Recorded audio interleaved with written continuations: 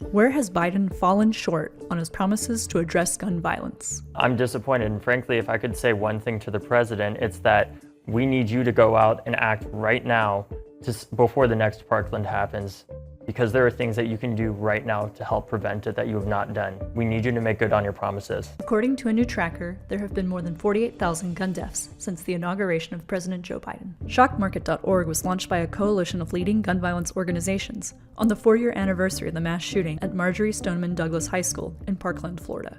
When he was a candidate, Biden laid out an ambitious plan to combat the gun violence epidemic. You can see this on his campaign website. Some of his key campaign promises included holding gun manufacturers responsible, banning the manufacturing and sale of assault weapons and high-capacity magazines, and enacting universal background check legislation. I made a commitment that I'm going to do everything in my power, in office or out of office, to get those assault weapons off the street, which I've done once already, and to get those clips that have multiple bullets in them not for sale. And gun manufacturers, I'm coming for you.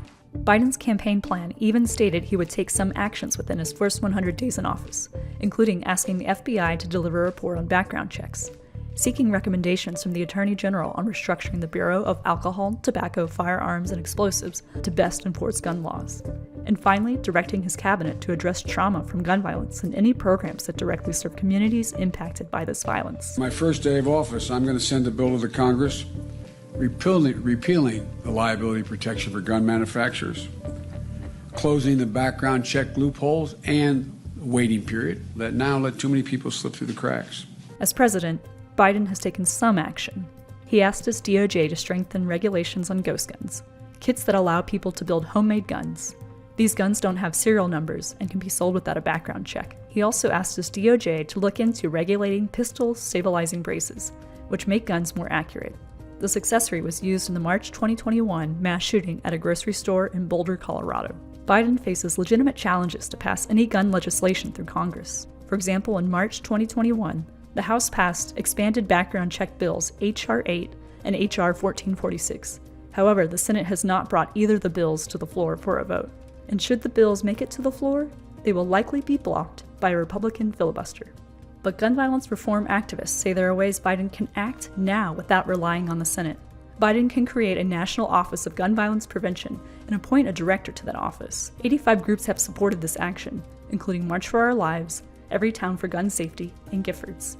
And activists like Parkland shooting survivor David Hogg say Biden should address gun violence at the State of the Union. There are certain things that he's leaving on the table that he can do right now, like creating a national office of gun violence prevention and a national director of gun violence prevention, and creating a comprehensive plan to dramatically reduce gun deaths before the State of the Union that he can do right now, regardless of the filibuster and regardless of what's going on in the Senate. There is bipartisan support for some gun reform proposals. 86% of Democrats and 64% of Republicans strongly support requiring background checks on all gun sales, according to a January 2021 poll. Why do you think he has not done more by executive action on guns? Frankly, I think it's because they're afraid of the effects that it will have on midterms, when the reality is, what is the point of having power if you're not going to do anything about it?